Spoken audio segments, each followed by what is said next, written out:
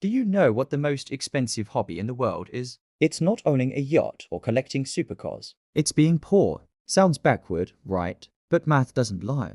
If you don't have money, you end up paying double for everything from a roll of toilet paper to the car you drive to work. Welcome to the poverty tax, a place where banks fine you for not having money. And cheap boots are the very thing draining your bank account the fastest. Let's strip back the bitter truth and learn how to stop being the system's favorite prey. A minor $300 car repair never just stays at $300. It's a living entity. It breathes when you don't have the cash to fix it today. You are borrowing from the future to pay for the present. But the interest rate of the future is astronomical. It includes a $200 tow truck, a destroyed transmission, and lost hours from missed shifts. Satirical insight. Turning up the radio to drown out that weird rattling noise. Congratulations.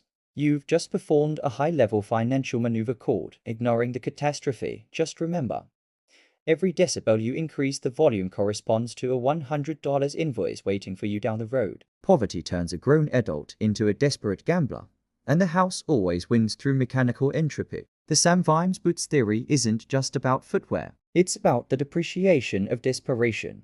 A person with $50 buys, 10 years of dry feet. A person with only $10 buys nothing but a temporary solution for this winter. Mathematically, the poor are forced to subsidize the wealth of others through forced wasteful consumption. They lack the capital to optimize costs, so they are stuck in a loop. Buy, break, repeat. Satirical insight. Financial gurus love telling you to spend wisely. But how can you be wise when your wallet is in survival mode? Buying toilet paper in bulk at Costco to save 50%. That's a lovely dream. But it is only for people who can afford to lock up $50 in paper for 3 months. If you only have $5, you're going to the corner store to buy a single roll at jewelry store prices, then telling yourself you raise saving by not spending $50. Poverty makes you the most loyal customer of trash, simply because you aren't rich enough to buy quality. Look at the hilarious irony of modern banking. The less money you have, the more the bank wants to take from you. If you have $10,000, they roll out the red carpet and waive every fee. But if you have $20 and a $25 Netflix subscription hits, they don't stop the transaction to protect you. No, they generously lend you that $5 for a few hours, and then gift you a $35 overdraft fee. Satirical insight. Technically, you just took out a loan with an interest rate of roughly 700%. If a loan shark did that, he'd be in handcuffs. When a bank does it, it's standard policy. Last year, banks made billions in their fees almost exclusively from people with less than $1,000 to their name. It is a reverse wealth transfer. Money flowing from the pockets of the struggling into the profit reports of giants, all disguised under the polite name of service fees. Science has proven that scarcity isn't just a financial status. It's a neurological state. When you don't know how you'll pay rent next week, your brain activates tunnel vision. All your processing power is diverted to the immediate crisis, paralyzing your long-term strategic thinking. A 13-point drop in functional IQ isn't about being dumb. It is about your CPU freezing because it is running too many survival apps at once. Satirical insight. People sitting on piles of cash often look down and wonder, why take a loan at 400% interest? Such poor financial literacy. Oh, they understand the math perfectly. But when the choice is evicted tonight vs. dead next month looks like a paradise. Poverty makes you colorblind to the future. You only see the red of the current emergency. The rich don't just buy better boots. They buy the mental peace required to figure out how to get even richer. The less money you have, the more you pay for every mile driven and every square foot lived. Look at the clunker trap. A wealthy person buys a reliable car at 4% interest. A poor person, thanks to a low credit score, a symptom of being poor, goes to a buy here, pay here lot. They are forced to buy a $4,000 lemon for $8,000 at a 24% interest rate. By the end, they've paid $15,000 for a pile of scrap metal that dies before the loan does. Satirical insight. In housing, when you rent, you are paying 100% interest to your landlord. You know that owning a home would cost $1,200 a month instead of $2,000 in rent.